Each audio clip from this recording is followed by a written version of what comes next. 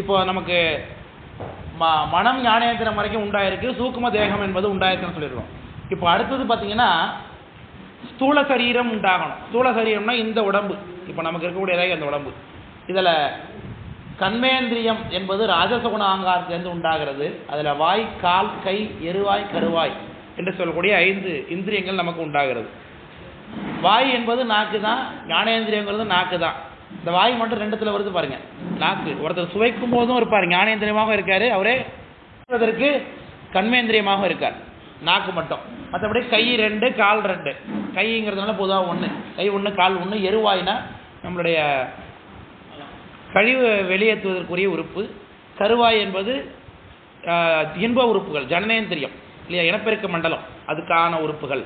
இது எல்லாமாகவும் அந்த ராஜசகுண ஆங்காரத்திலேருந்து தான் உண்டாகிறது. அடுத்தது தாமசகுண ஆங்காரம். தாமசகுண ஆங்காரத்திலேருந்து முதல்ல தன்மாத்திரைகள் 5 என்று இருந்து உண்டாகிறது. தன்மாத்திரை 5ங்கிறது என்னன்னா ஓசை, ஊறு, ஒளி, சுவை, நாற்றம் என்று சொல்லுவோம். ஓசை அப்படிங்கிறது யாரோட சம்பந்தப்பட்டது? செவியோட சம்பந்தப்பட்டது, காதோடு சம்பந்தப்பட்டது. ஊறு என்பது மெய், உடம்போட சம்பந்தப்பட்டது. உடம்பு இருக்கான ஊறுதல்னு ஒரு பரிசங்கிற உணர்வு ஒன்று இருக்கணுமா வேணாமா?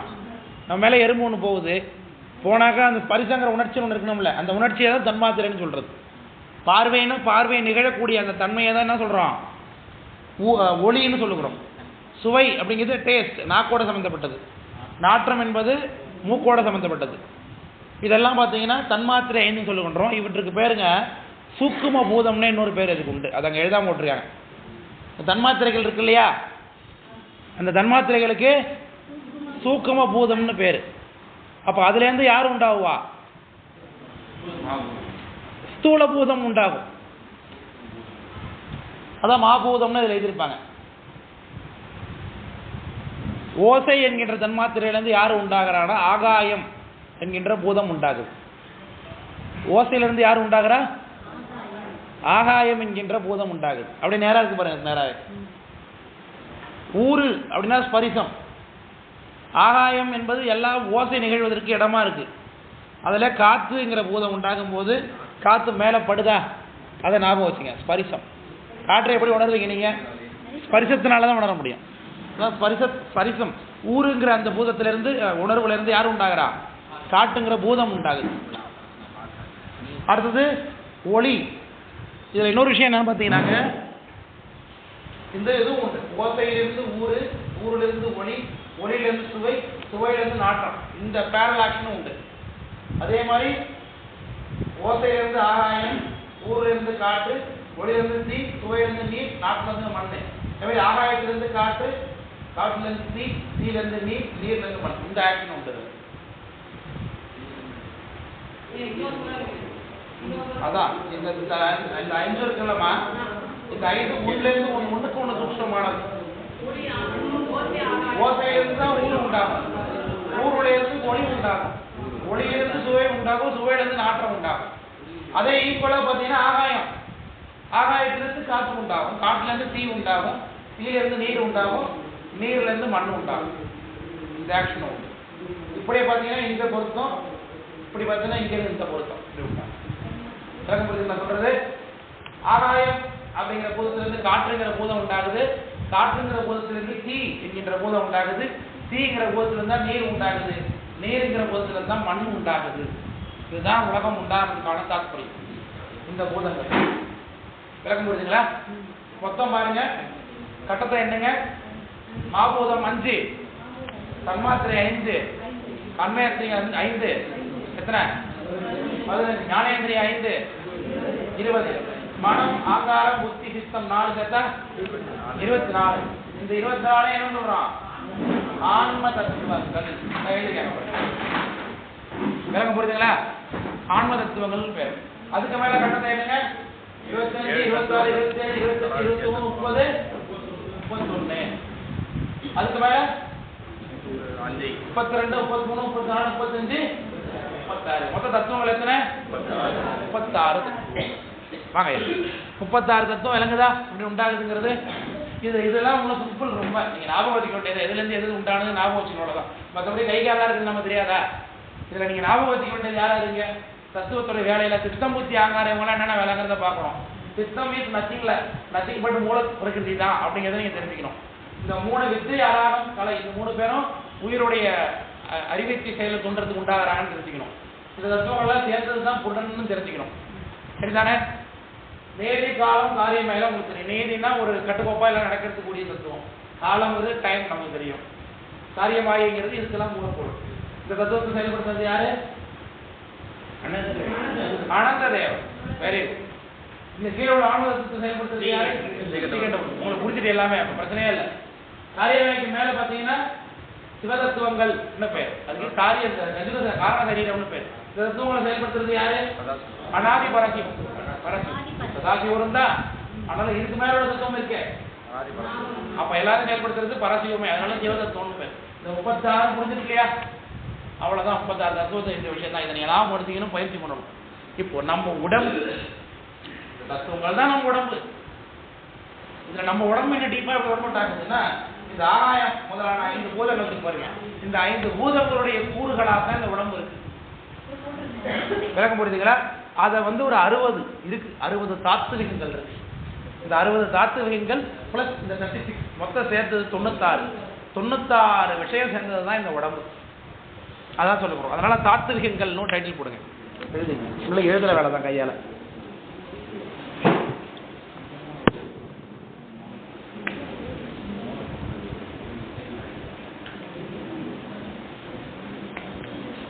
என்ன கமலுக்கு ரஜினிகாந்த் என்ன சந்தேகம் இல்லையா? ஒன்றும் என்ன குழப்பம் மாதிரி அது பேசினா வந்துடுவாங்க. என்னன்னு தெரிஞ்சிருவாங்க. தாத்வீகம் எழுதிட்டீங்களா?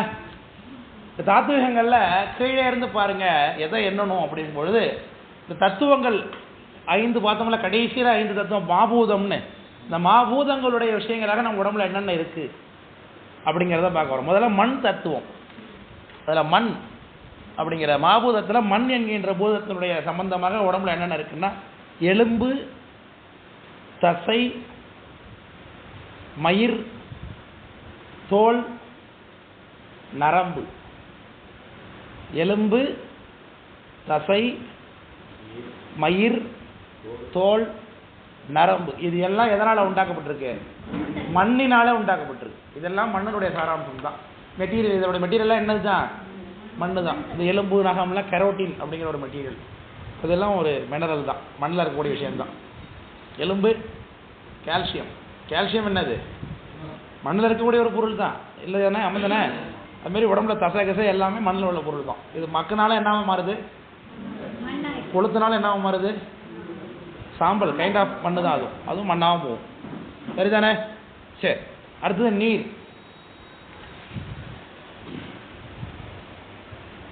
நீரினுடைய தாத்துவிகங்கள் உடம்புல என்ன இருக்குன்னா சிறுநீர், ரத்தம், சிலேத்துமம்.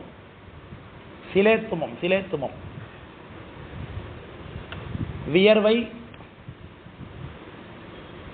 சுக்லம், சுரோனிதம்.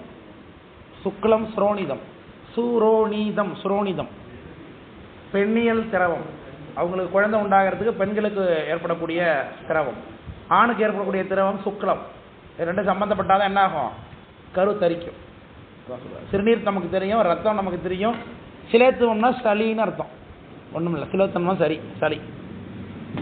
மிகினும் குறையினும் நோய் செய்யும் மூத்தோர் வழி முதலா எண்ணிய 3 அப்படின்னாரு திருவள்ளுவர். அது என்ன வழி முதலா எண்ணிய 3? வாதம், பித்தம், கபம். வாதம்னா காற்று வழிபாடு பண்ண தலம். அதனாலதான் வாத ஊர்னே அதுக்கு பேர். வாத ஊர், திருவாத ஊர்னு சொல்றோம் இல்லையா? வாத ஊர், காற்று வழிபாடு பண்ணலாம் அந்த ஊரை. அதனாலதான் வாதம்னா காத்து. வாதக்கால் அப்படிம்பாரு ஒரு சாமி பார்த்து. வாதக்கால் அந்த மக்கும் வைத்தனுக்கு நிறுவம் அப்படின்லாம் ஒரு பாட்டு கூட காலமே போடுவார். வாதம்னா காற்று. அடுத்தது என்ன சொன்னேன்? இந்த இதில் பித்தம்னா சூடு, உடம்புல சூடு. கபம்னா சளி. அதுக்கு தான் சிலேத்துவம்னு சொல்கிறோம். எங்கள் ஊர் பக்கம்லாம் ஒருத்தவங்க முடியாமல் கிடக்குறாங்க, சாவ போகுது, இப்போவோ அப்போவும் இருக்குன்னா மூச்சு இழுக்குதுங்கிற அதை என்ன சொல்லுவாங்கன்னா எங்கள் ஊரில் சேட்டுமை இழுக்குதும்பாங்க. எங்கள் ஊர் பகுதியில் சேட்டுமை இழுக்குதும்பாங்க. கேள்விப்பட்டீங்களாமா? என்ன ஊர் உங்களுக்கு? இந்த ஊர் தானே, இந்த ஊரா எப்படி எங்கள் ஊருக்கு எல்லாம் தெரியுது, அன்னைக்கும் தண்ணீங்க எல்லாம் உண்டிங்க. சரி, சிலேத்துமம் சளி இழுக்குதுங்கிறது தான் சேட்டுமம் இழுக்குதுன்னு ஜனங்க வழக்கில் வழங்குது. சிலேத்துமோன்னு சொல்ல தெரியாமல் சேட்டுமான்னு சொல்கிறாங்க. கடைசியில் அது வந்து இழுக்குமா, அப்படி அடைக்கி மேலே கொண்டு வந்து சீப்போம். சிவாயனம்னு அப்போ வராது, அப்போ தான் வந்து அடைக்கும் மேலே. ஒரு தடவை சிவாயனம்னு சொன்னால் சாமி வந்து கைலாசத்துக்கு கூட்டு போகிறேன்னு சொல்கிறாங்களே, நம்ம பேர் சொல்லி போனால் அப்போ என்ன வராது, அடுத்த தான் அழைக்கும். ஐயாறு வாயாறு பாயாமுன்னும் ஐயாறு ஐயாறு என்று அழையினர் கஷேத்திர என்பால. ஐயாறு, ஐயினா சளி, அந்த ஐ வந்து ஆறா வாயில பாயும். அதுக்கு முன்னாடி நீ சொல்லிடுங்கிற புலனைந்தும் பொறிகளங்கி அளமந்த அறிவு அழிந்திட்டு அளமந்த போதாக அஞ்சே ஐமேலுந்தி அறிவு அழிந்திட்டு அளமந்த போதாக அஞ்சேல் என்று அருள் செய்வான் அமருங்கோயில் அப்படின்னு ஞானசம்பந்தர் தேவாரம்.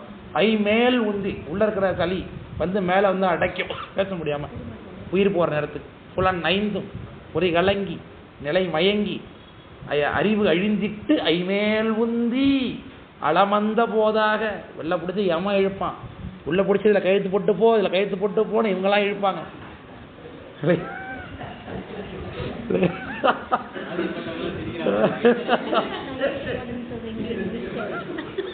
இதில் பிடிச்சிட்டு போ, இதை போட்டோ, இது யார் மேலே எழுதி வச்சிருக்க சொல்லு, யார் மேலே எழுதி வச்சிருக்க சொல்லி இவன் இழுப்பான். நீ வா நீ வாழ அவன் இழுப்பான். உள்ளே போகிறதா வெளில போகிறதா சிவாயனம்னு சொல்கிறதா ஒன்றும் தெரியாமல் அலமந்து போகுங்கிறார் உயிர்.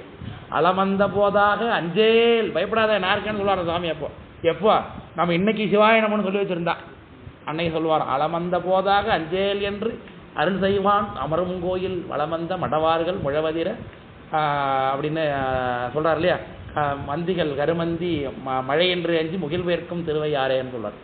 அதனால் ஐனா அந்த சளி, சிலேத்துமம், அந்த சிறுநீர் ரத்தம் சிலேத்துமம் வியர்வை சுக்லம் துரோணிதம், அதெல்லாம் புரியுது இல்லையா. எத்தனை பேர் இருக்காங்க அதில்? 6 பேரா 5 பேர் தான்ங்கிறானா. ஏன் 2 ஒன்று தானே, ஆணாக இருந்தால் சுக்லம், பெண்ணாக இருந்தால் சுரோணிதம். அதான் வெரி குட். அடுத்தது வெப்பம். தீயினுடைய கூறாகான தாத்துவங்கள் உடம்புல என்ன இருக்குப்பா அப்படின்னாக்க, முதல்ல இதய சூடு. இதயத்தில் ஒரு சூடு டப்பு டப்பு டப்பு டப்பு டப்பு டப்புன்னு அடிக்கிறதுக்கு ஒரு ஏக்கம் இருந்துக்கிட்டே இருக்கு இல்லையா, அதான் இதயத்தில் உள்ள சூடு, நெஞ்சு சூடு. அடுத்தது வயிற்றில் உள்ள சூடு,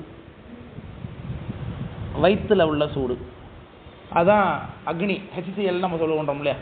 ஃபுல்லாக போட்டோன்னே எரிச்சு அது என்ன பண்ணுது, உடனே உணவாக சத்தாக மாற்றுது. அடுத்து கண்ணில் உள்ள தீ, கண் தீ, வெளிச்சம், பார்வைக்குரிய நெருப்பு கண்ணில் இருக்கு. ஒளி படைத்த கண்ணினாய் வா வா அப்படின்னாரு இல்லையா. யாரு? பாரதிதாசனா? பாரதியாரா? அவர் தான். அதனால இதய சூடு, அப்புறம் வயிற்று சூடு, கண் தீ. அடுத்து உடம்பு முழுக்கிற வெப்பம். உடம்பு தொட்டு பாரு, ஜில்லுன்னு ஆகிட்டான்னு பாருங்க உடம்புல.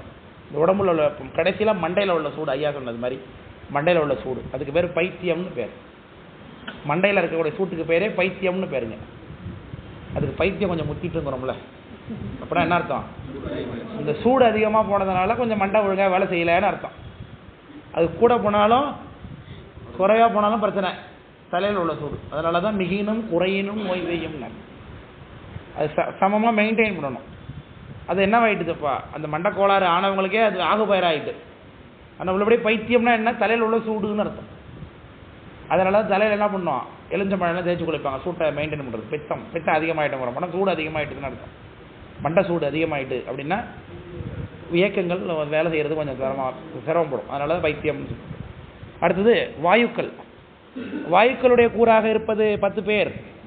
யார் யாருன்னு சொல்கிறேன், எழுதிக்கங்க. பிராணன், உதானன், பிராணன், உதானன், அபானன்,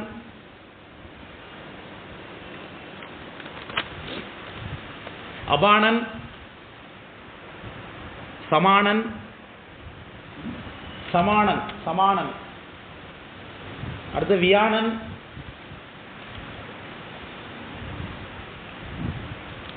நாகன், கூர்மன், கூர்மன், கூர்மன், கூர்மன், நாகன், கூர்மன், கிருகரன், கிருகரன், கிருகரன், தேவதத்தன்,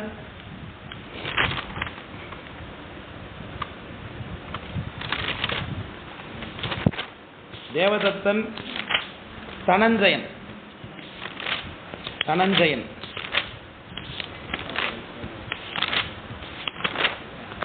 இந்த 10 வாயுக்களுக்குமே உடம்புல தனித்தனி இடம் உண்டுங்க. பிராணன்கிறவர் மூச்சு, ரெஸ்பிரேட்டரி ஒர்க்கு அவர் தான் பண்ணுறார் இல்லையா? பிராணன்கிறவர் எங்கே முக்கியமான பார்ட்டிசிபேட் பண்ணுவார்?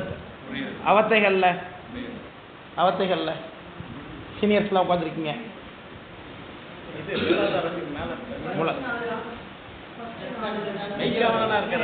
காவலனா இருக்காரா? 4வது அவத்தை இல்லையா? பேருறக்க நிலையில் பிராணன் இருக்கும், கீழே உயிர் இருக்கும், அப்போ மட்டும்தான் இருக்கும். கடைசியில் உயிர் படங்கள் நிலையில் பிராணனும் இருக்காது அப்படின்னு படிச்சிருக்கோம் இல்லையா? அது வரைக்கும் அவர் இருப்பார் பிராணன். சரி, அதெல்லாம் நீங்கள் மேலே அட்வான்ஸ் அப்புறம் படிப்பீங்க. அதனால் எங்களுக்கு தெரியல சார், எனக்கு கவலைப்படாதீங்க. அடுத்தது உதாரணம். கீழே உதாரணம் பற்றி ஒரு தடவை பேசணும் இன்னைக்கே.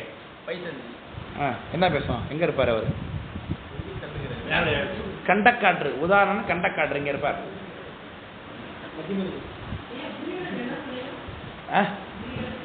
கிருகரனுக்கு அடுத்ததா? கிருகரனுக்கு முன்னாடியா? கூர்மன். இன்னும் சொல்ல ஆரம்பிக்கவே இல்லை, இன்னும் போல. ஒருத்தவங்களுக்கு நான் அது முழுசா இன்னும் பார்க்கலண்ணா.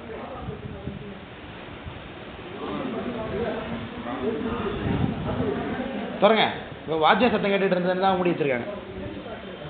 பிராணன், உதானன், அபானன் அப்படிங்கிறவர் யாருன்னா நம்மளுடைய மூலாதாரத்துக்கிட்ட இருக்காரு, வயிற்றுல இருக்கிறார். இவர் தான் நமக்கு 2 வேலை பார்க்க உதவு பண்றாரு. இந்த அபானன்கிற காத்து நம்முடைய கழிவு உறுப்புகளை வெளியேற்றுவதற்கும் இனப்பெருக்கத்திற்கும் செயல்படுறவங்க இவர் தான். நம்ம கழிவு உறுப்புகளையும் அதாவது எருவாய் கருவாயின்னு பார்த்தோம் இல்லையா? அது 2த்தையும் இறுக்கி மூடிக்கொள்வதற்கும் வெளித்தள்ளுவதற்கு துரத்து விடுறோம்ல, அது 2த்துக்கும். பாத்ரூம் போகணும் போல இருக்கு நமக்கு, ஆனால் கிளாஸ் இன்னும் முடிக்க மாட்டாரு இவர் வேற அப்படின்னு நினச்சோம்னா என்ன பண்ணுவோம்? நம்ம அப்பா அப்படியே இறுக்கி உட்காந்துக்கிறோம் இல்லையா? அதுக்கு உதவி பண்ணுறவர் யாரு? இந்த அபானன்கிற காத்து. விளக்கம் புரியுதுங்களா? அபானன் கொலாஸ் ஆகிட்டாருன்னா என்ன ஆகிட்டு இருக்கோம்? அப்பனா அது மட்டும் போயிட்டே இருக்க வேண்டியதுதான். அதான் அபானன்.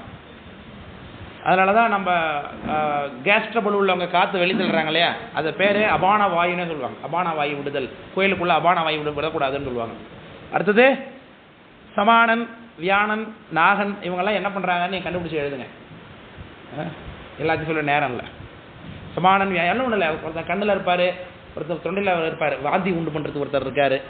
அவரை கண்ணு டிம்மிட்டி படிக்கிறவங்கள அப்படி மூடி திறக்கிறாங்க, அதுக்கு ஒருத்தர் உதவி பண்ணுறாரு. இவங்கெல்லாம் ஒரு வேலை பார்த்துட்டு இருக்காங்க. அடுத்தது கூர்மன், இவங்க அப்படி தான். கிருகரன், தேவதத்தன், தனஞ்சயன்.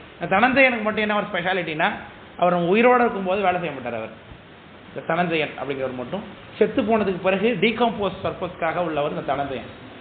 உயிர் உடம்பை விட்டு ஒன்ஸ் வெளியேறிடுச்சுன்னா அவர் ஆக்டிவேட் ஆகிடுவார். உடனே உடம்பு என்ன ஆரம்பிச்சிடும்? டீகம்போஸ். சுவாமி டைரெக்டாக அப்படி வச்சிருக்காரு. இப்போ நமக்குலாம் அது ஒர்க் ஆகாது. என்ன பண்ணுவோம்? நம்ம ஏதோ கொஞ்சம் நெஞ்சம் புண்ணிய சேர்த்து வச்சிருக்கிறது நம்ம பிள்ளைங்களாம் என்ன பண்ணுவோம்? கொண்டு போய் கொளுத்தியோ அடக்கம் பண்ணியோ ஏதோ பண்ணும் அப்படின்னு நம்ம நம்புகிறோம் இல்லையா? நம்ம பண்ண பாவத்துக்கு ஏற்ப தூக்கி வெளியே எழுதிட்டு விட்டான்னு வச்சுங்க, எங்கேயாவது போகிற வேலையை வேணாலும் குத்திக்கு தித்திக்கு போட்டு போட்டான்னு வச்சுங்க, அப்படியே கிடப்போம். அப்போ என்னாகும்? அது தானாகவே டீகம்போஸ் ஆகி மண்ணோட மண்ணாக கலந்து விடும். சரி, ஒரு நாய் செத்து போகுது ரோட்டில் பார்க்குறோம், இந்த மாதிரி உயிரினங்கள் செத்து, அதெல்லாம் யார் டீகம்போஸ் பண்ணுறா? மண்ணோட மண்ணாக போயிடுது. ஸோ அந்த வேலைக்காக அந்த உடம்புக்குள்ள சாமி அந்த தனஞ்சயன்கிற வாயு வச்சிருக்காரு. இப்போ நமக்கு சம்ஸ்காரம் பண்ணிவிடுவாங்க வீட்டில் போயிட்டோம்னா, புதைச்சோ எரிச்சோ ஏதோ பண்ணுறாங்க இல்லையா?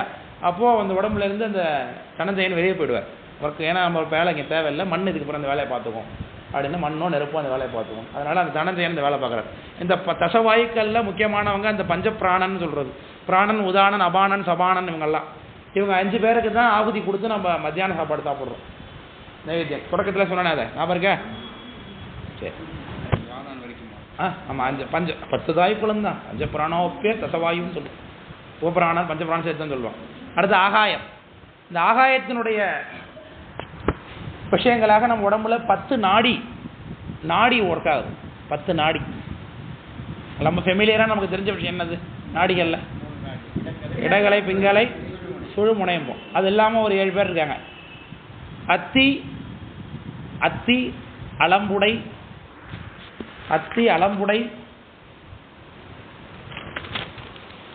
இடகலை, பிங்கலை, சுழுமுனை, காந்தாரி. அத்தி, அலம்புடை, இடகலை, பிங்கலை, சுழுமுனை,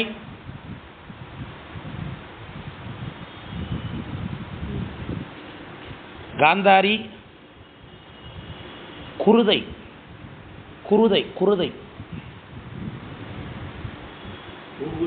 குருதை, குருதை, குருதை. மதுரையை மருதங்கிறாங்களே, அது மாதிரி குதிரையை குருதைங்கிறாங்களே, அந்த குருதை தான். சங்கினி, சங்கினி, சங்கினி, சங்கினி மங்கினிங்கிறோம்ல, அதில் வர சங்கினி தான் சங்கினி. அடுத்து கிருவை, கிருவை, கிருவை புருடன். இந்த புருடன் வேற, நம்ம ஆல்ரெடி பார்த்துட்டு இருக்க புருடன் வேற. ஸோ இந்த புருடன் தான் அந்த புருடன் நினச்சக்கூடாது இல்லையா? நீ மகாபாரதம் எடுத்துக்கிட்டாலும் இப்படி தான் பேர் வரும். கண்ணன் அப்படிங்கிற பார்த்து 2-3 பேர் வந்துட்டு போயிட்டு இருப்பாங்க. எல்லா கண்ணனும் ஒன்றும் கிடையாது. புரியுதுங்களா? இதில் எத்தனை பேர் இருக்காங்க? அவங்க 10 பேர் இருக்காங்களா? சரி. இப்போ ஒட்டுமொத்தமாக இந்த பஞ்சபூதங்களால் அந்த மொத்த கூட்டம் எத்தனை பேர்? மண்ணில் 5, நீரில் 5 10, வெப்பத்தில் 5 15, வாயுவில் 10 25, ஆகாயத்தில் 10 35. கர்மேந்திரியம் 5 சேர்த்துங்க.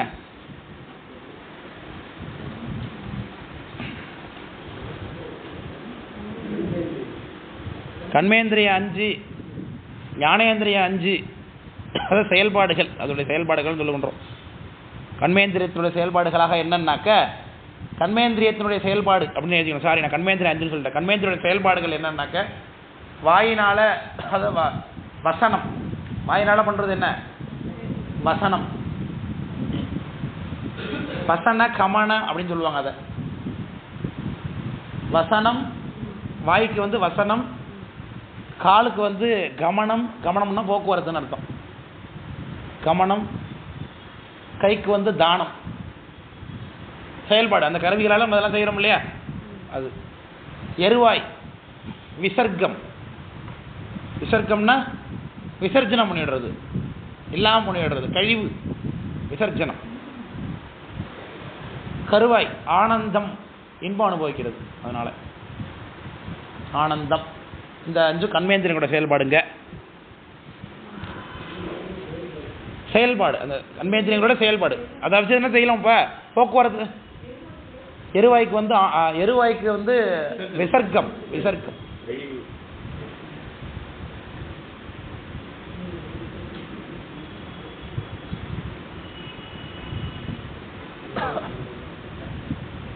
அதே மாதிரி ஞானேந்திரியங்களுடைய செயல்பாடுகள் 5.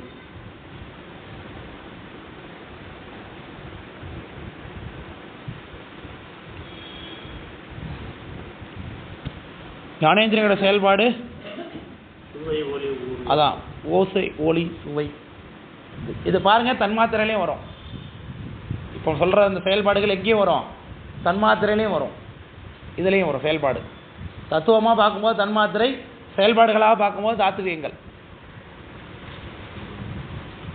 மெய்க்கு ஊறு, வாய்க்கு சுவை, கண்ணுக்கு பார்வை அதாவது ஒளி, மூக்குக்கு நாற்றம், செவிக்கு ஓசை.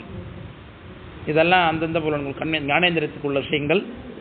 அடுத்தது ஆங்காரத்தின் கூறு. ஆங்காரத்தினுடைய கூறு என்ன? இங்கே ஆங்காரத்திலிருந்து 3 கூறு உண்டானது. என்னென்னது? அதே தான் 3 குணங்கள். சத்துவகுண ஆங்காரம், ராஜச குண ஆங்காரம், தாமச குண ஆங்காரம்.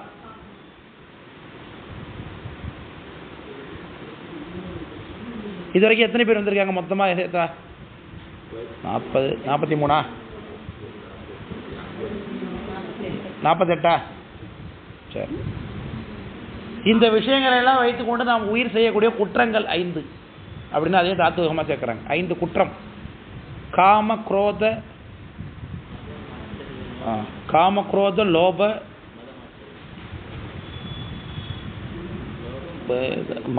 மதம் ஆச்சரியம். மதம் ஆச்சரியம். மதம் ஆச்சரியம். மதம் மார்ச்சரியம். இதெல்லாம் 5 குற்றங்கள். இந்த தத்துவங்கள் கிடைத்ததுனால ஏற்படக்கூடிய விஷயம் இதெல்லாம்.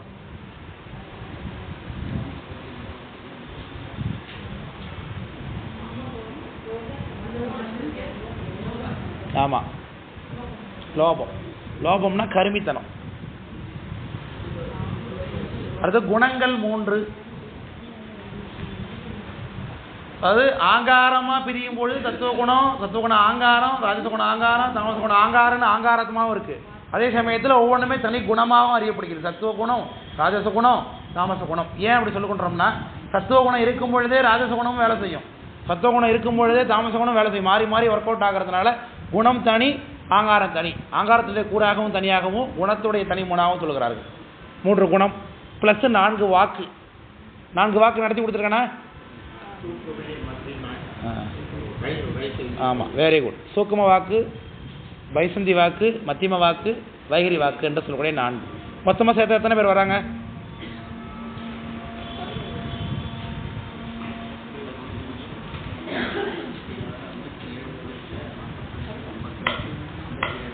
மொத்தம் எத்தனை பேர்? வேலையாவதா இல்லையா பாருங்க சீக்கிரம். 60 தான் வருதா? 62 வருதா? ஐயோ.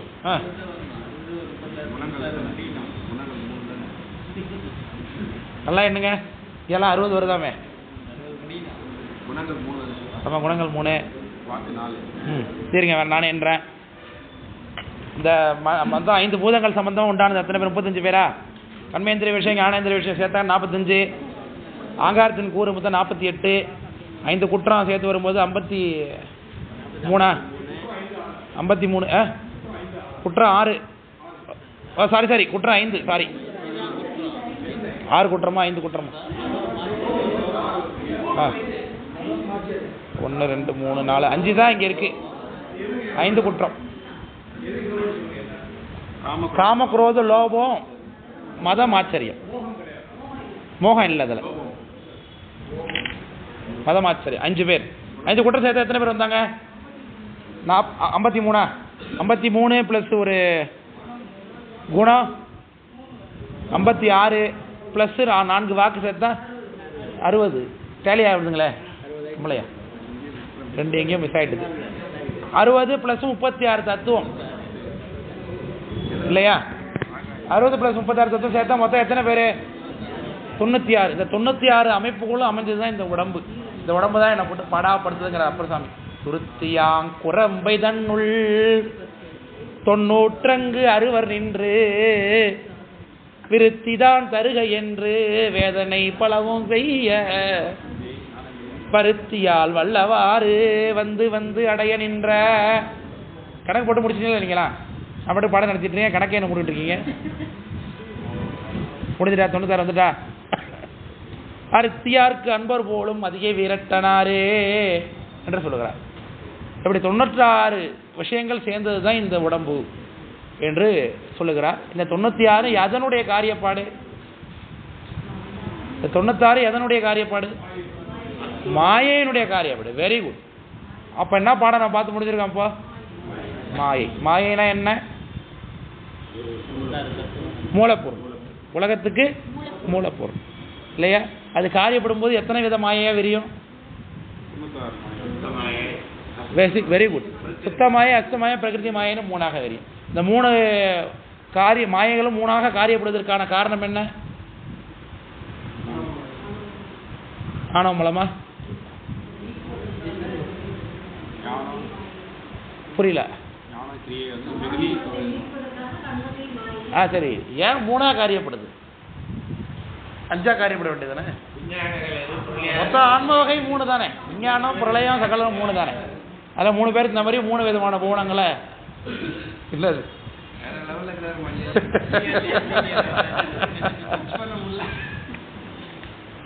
அதனால இந்த 3 விதமான விஷயம். அதில் முதல்ல உள்ள சிவதத்துவத்தை செயல்படுத்துறது யாரு? பரசிவம் செயல்படுத்துறாங்க.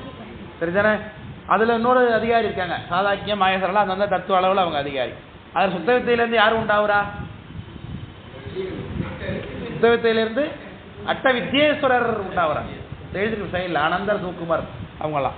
அதில் தலைவர் அனந்தர். அவர் எங்கேருந்து மூலப்பொருள் எடுக்கிறாரு? சுத்த வித்தையிலேருந்து மூலப்பொருளை எடுத்து காரியமாயை உண்டு பண்ணுறார். அங்கேருந்து அதுக்கு கீழே இருக்கக்கூடிய தத்துவங்கள், அதுக்கு வித்யா தத்துவங்கள்னு பேர் இல்லையா? அல்லது கலாதி தத்துவங்கள்னு பேர், ஆராகாதி தத்துவங்கள்னு பேர். ஏன்னா 3 முக்கியமான ஆளு 3 பேர். ஏன் அந்த கலை தத்துவம், வித்யா தத்துவம், ஆராக தத்துவம் 3 பேரும் முக்கியமான பார்ட்டிசிபென்ட்ஸ். ஏன் அவங்களை அப்படி சொல்லுவாங்க முக்கியமானவங்கன்னு? Very good. உயிருக்கு அறிவிச்ச செயலை தூண்டுவதற்கு அவங்க தான் காரணமாக நிற்கிறாங்க. அதனால் அவங்க ஒரு முக்கியமான பார்ட்டிசிபென்ட் அவங்களாம். ஸோ அது கீழே புருடன்கிற தன்மை உயிருக்கு உண்டானது. இப்போ அடுத்தது இந்த பிரளயகால ஆன்மாக்களில் பக்குவான்மா ஒருத்தர் இருந்தார். அவர் பேர் என்ன? சீகண்ட உருத்திர பரமஜீவ். அவர் யாரு? அவர் தான் நமக்கு சுவாமி அம்மையப்பர். அவர் தான் நம்ம கைலாசத்தில் வீட்டிற்கக்கூடியவர். அவர் தான், சரிதானே? அந்த சுவாமி மூல பிரகிருதி நத்திங் பட் சித்தம், அது எது ஒன்று தான் அப்படிங்கிறது மாதிரி அது சித்தம் அப்படிங்கிறது உண்டு பண்ணுறார். அதுலேருந்து புத்தி ஆங்காரம் செயலாகுது. ஆங்காரத்துலேருந்து 3 விதமான ஆங்காரம் பிரிஞ்சு அதுலேருந்து மனம் ஞானேந்திரியம் கண்மேந்திரியம் தன்மாத்திரை உண்டாகுது. இப்போ ஸ்தூல சரீரம் உண்டாயிடுச்சு. ஸ்தூல சரீரம் உண்டாயிடுச்சுன்னா நமக்கு ஸ்தூல சரீரத்தினுடைய கூறுகளாக உண்டாகிறதுக்கு காரணம் யார்?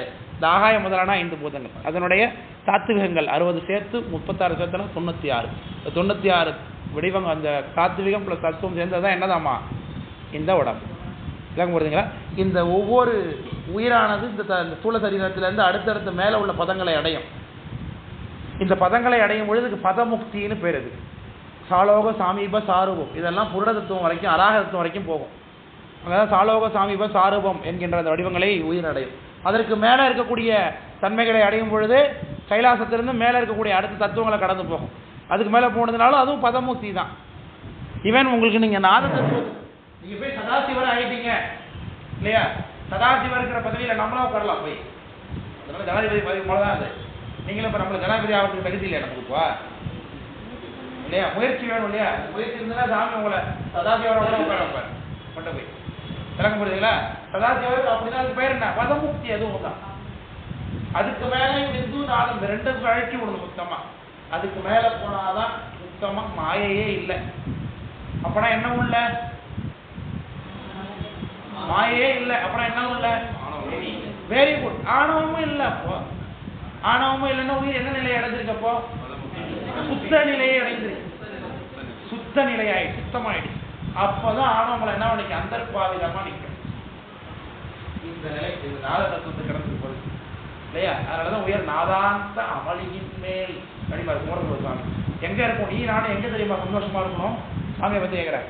உயர் நாதாந்த அமளி. இந்த நாதாந்தம்னா நாதம் முடிஞ்ச இடத்துல ஒரு கட்டில் இருக்கு பாரு. இந்த இடம், இந்த இடத்துல நீ நானும் கலந்து இருப்போம். ஏன் உனக்கு வியாபகம், எனக்கு என்ன வந்திருப்போம்?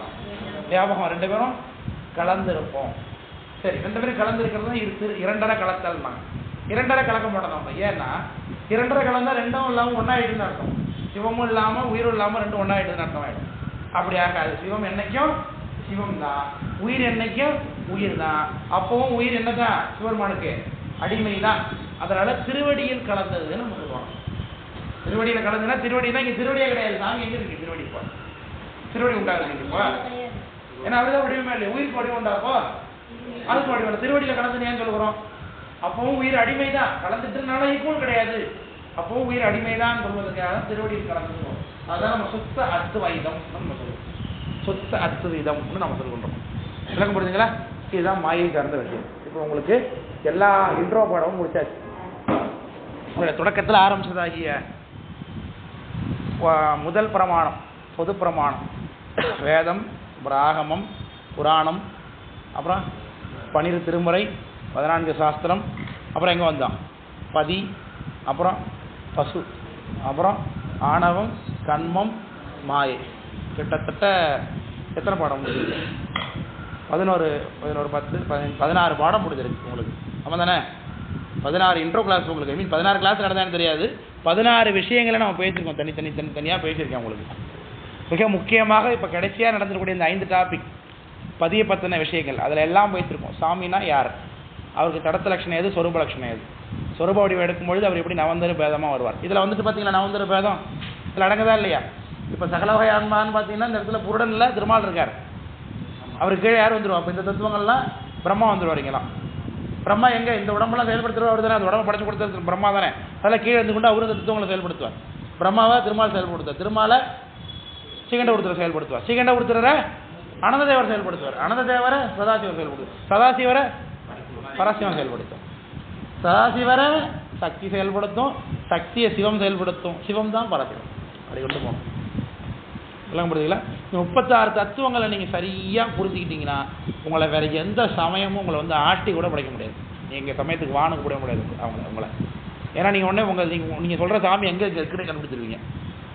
ஒருத்தர் திருமால் அடியார் ஒருத்தர் உங்களை திருமால் தான் பரத்துவம் உடையவர், இப்படி வாங்க உங்களை கூப்பிட்டானே எங்கே பார்ப்பீங்க? திருமால் எங்கே இருக்காரு பார்ப்பீங்களா பார்க்க மாட்டீங்களா? அப்போ எங்கே இருக்கார் அவர்? இப்போ புரட தத்துவத்தில் தான் இருக்கார் அவர். அவர் எப்படி நீங்கள் பரத்துவம் இருக்கா அவருக்கு? இப்போ இங்கே திருமாலே அவரால் இயக்கப்படுகிறார், அவரே இன்னொருத்தரால் இயக்கப்படுகிறார். இப்போ சாக்தம்னு ஒரு தத்துவம் சொல்லுவாங்க, அவங்க அம்பிகை தான் தலைவி, உலகத்துக்கே தலைவி அப்படிம்பாங்க. அப்போது யார் அப்படின்னா உமாதேவி தான் அவங்க சொல்லணும். உமாதேவி தான் தலைவின்னு சொன்னால் ஏற்றுப்பீங்களா நீங்கள்? இப்போ உமாதேவிக்கே தலைவர் ஒருத்தர் இருக்கார், இப்போ அவருக்கே அனந்ததேவர் தலைவர். அப்படிங்கும்பொழுது இவங்க என்ன சொல்லுவாங்கன்னா, சாக்தத்தில் அம்பிகை லலிதா அவள் தான் எல்லாருக்கும் மேலே, அவள் தான் தலைவி அப்படின்னு சொல்லிட்டு இருப்பாங்க. அதை யாரை சொல்லுவாங்கன்னா, சிவம் சக்தி இருக்கு, இந்த சக்தியை சொல்லிட்டு இருப்பாங்க அவங்க. இந்த சக்தி தான் சிவத்தை செயல்படுத்தும்பாங்க. யாரு? சாக்தத்தில். இந்த சக்தி சிவத்தை செயல்படுத்துமா? இல்ல, சிவம் இருந்தாதான் சக்தி. சக்தி இல்லைன்னா சிவம் உண்டா இல்லையா? உண்டு. அப்புறம் சிவம் இல்லைன்னா சக்தி இல்லை, சக்தி இல்லைன்னா சிவம் இல்லைன்னு எப்படி சொல்றது? சொல்ல முடியாது. புரிஞ்சுங்களா? சுவாமி தான் அறிவுமயம், அறிவு இருந்தால் தான் சக்தி செயல்படும். அவருடைய சக்தி செயல்பட்டாதான் சக்தி. இந்த சக்தி என்னைக்கு அறிவை கட்டுப்படுத்தாது. ஆனால் நம்ம தத்துவப்படி இது சிற்சக்தி தான், ரெண்டு நமக்கு ஒன்று தான். ஆனால் இந்த சக்தி தான் பரவாயில்ல என்னைக்கு பேசுனாங்கன்னா அன்னைக்கு நம்ம என்ன பேசணும்? இந்த சக்தியை செயல்படுத்துறதே யாரு தான்? இந்த சிவம் தான். இந்த சிவம் இல்லாமல் சக்தி வேலை செய்யாதுங்கிறத நாம் அவங்க தெளிவுபடுத்திக்காங்க. சாக்தத்தில் இந்த இடத்துல உமாதேவியோட வெளியத்தை கட்டுப்படுது உண்டாக்கி என்ன பண்ணுவாங்க? இவர் தான் உமாதேவியா இருக்கிறாங்க, இவர் தான் உமாதேவி, இவர் தான் எல்லாம் பண்றா, இவர் தான் சாமியை கட்டுப்படுத்துறா எல்லாம் சொல்லிட்டு இருப்பாங்க. அது சாக்தத்துவம் தனியாக உண்டு. இப்போ தத்துவத்தில் படிச்சு முடிச்சுட்டு அதுக்கப்புறம் திரும்ப கீழே இறங்கி வரான் இல்லையா? உங்களோட தனியாக போட்டு போகிறான், அவன் தான் சாக்தம். அதெல்லாம் நீங்கள் தெளிவாக புரிஞ்சுக்கணும். நம்மளுடைய சமயத்தில் இது ரொம்ப முக்கியமான பாட்டு பொருத்தார் தத்துவங்கிறது. உங்களுக்கு புரியுதா எல்லாமே? அடுத்த பாடத்துக்குள்ளே போகலாமா? புது பாடத்துக்கு தொடங்கலாமா? உங்களுக்கு 1 மணிக்கு தானே நீங்கள் பாட முடியுது, 1/2 மணி நேரம் இருக்குது. 1/2 மணி நேரத்தில் உண்மை விளக்கம் என்ற சாஸ்திரத்தை தொடங்கணும்.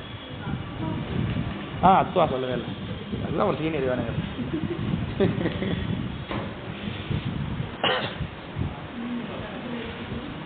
இந்த 36 தத்துவங்களை அத்துவாக்களாக பிரித்து சொல்வது வழக்கம் உண்டு. அது சொல்லி முடிச்சிடறேன்.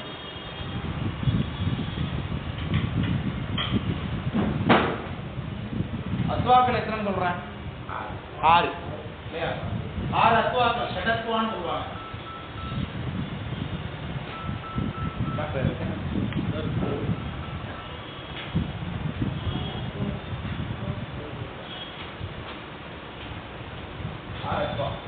முதல்ல மந்திராத்வாவா? மந்திரம். முதல்ல மந்திரம், பதம். மந்திரம் வண்ணம் பதமா? பதம் வண்ணமா? மந்திரம் பதம் வண்ணம்.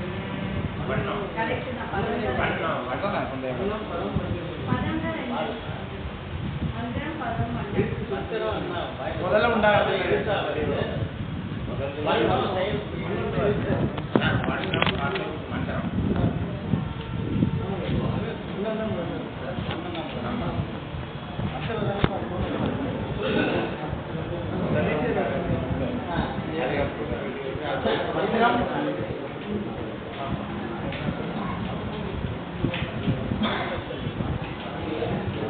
மந்திரம் பதம் வண்ணம் சத்துவம் போவனம் கலை.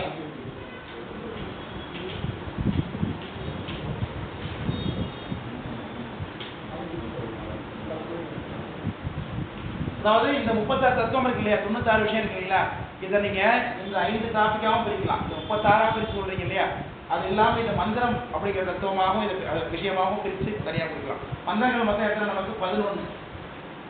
பஞ்சபிரம்ம ஷடங்காதி மந்திரம்னு சொல்லுவாங்க.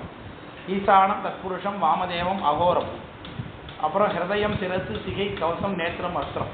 ஓம் ஈசானமூர்த்தையே நம, ஓம் தத்புருஷ வக்ராய நம, ஓம் அகோர ஹிருதயாய நம, வாமதேவ குஹ்யாய நம, சத்யோஜாதமூர்த்தையே நம, ஓம் சிரசே நம, ஓம் சிகாயை நம, ஓம் கவசாய நம, ஓம் ஹிருதயாய நம, ஓம் சிரசே நம, ஓம் சிகாயை நம, அப்புறம் ஓம் கவசாய நம, ஓம் நேத்ரோப்பிய நம, ஓம் அஸ்திராய நமன்னு சொல்லி அனுஷ்டானம் பண்ணுறவங்களுக்கு தெரியும். இந்த 11 பார்த்தீங்கன்னா நமக்கு மந்திரா அத்வான்னு பேர். இந்த 11ஆவும் நீங்கள் சுருக்கி எழுதலாம். இந்த அளவு மட்டும் புரிஞ்சுக்க. வெளில நீங்கள் தனியாக இது படிப்பீங்க, சிவபிரகாசம் படிப்பீங்க, அப்போ உங்களுக்கு அது இன்னும் டீட்டெயிலாக தெரியும். படலாம் போட்டு அப்போ காமிப்பாங்க. அதனால் மந்திரம் 11. பதம் மொத்தம் 81. 81 மந்திரம், அதாவது பத மந்திரம்னு இதுக்கு பேர். ஓம் அப்படிங்கிற ஓங்காரத்துல தொடங்கி ஓம் வியாம ரூப ரூபினே அப்படின்னு சொல்லி பத மந்திரம் 81 வரும்.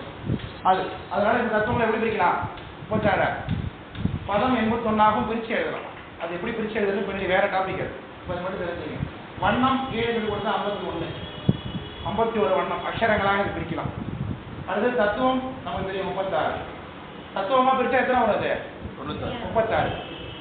தத்துவமா 36. தத்துவம் சேர்ந்தாதான் 96. தத்துவமா பிரிச்சீங்கன்னா 36. வண்ணமா பிரிச்சா 51.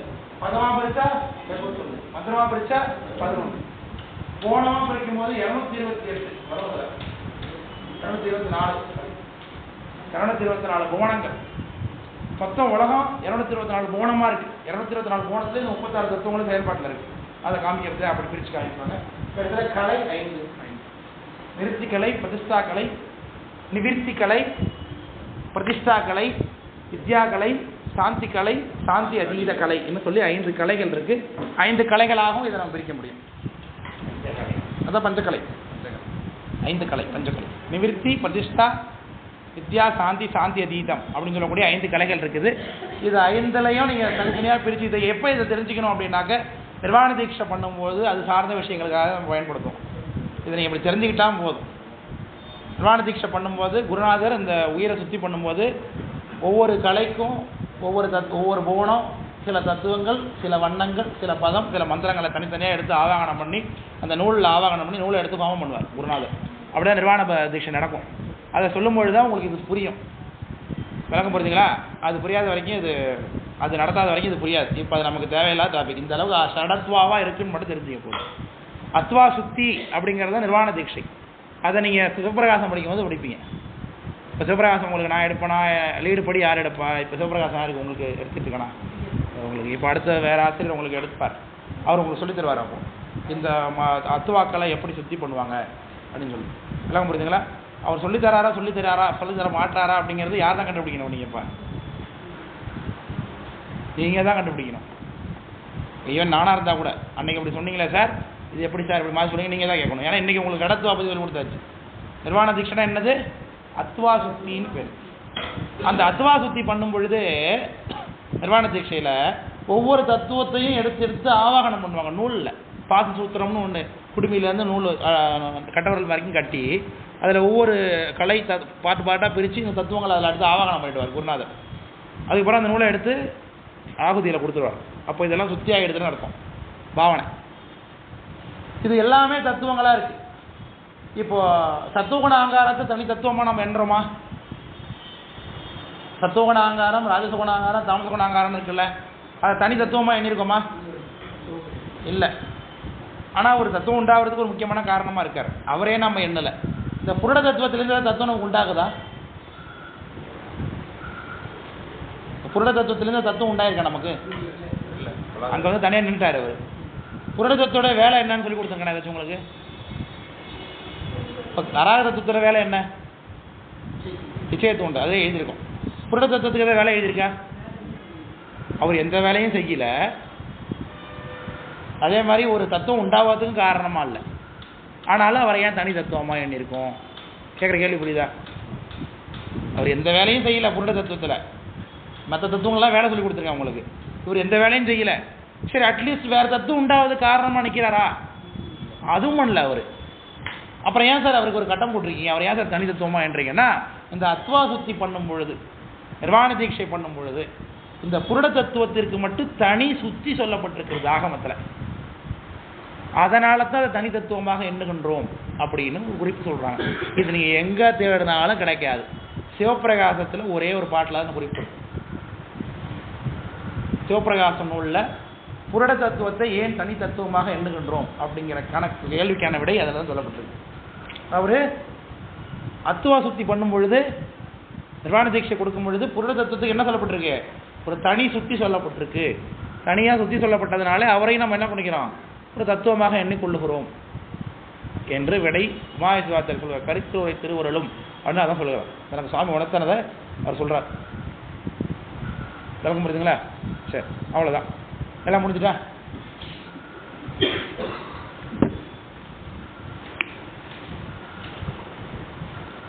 இது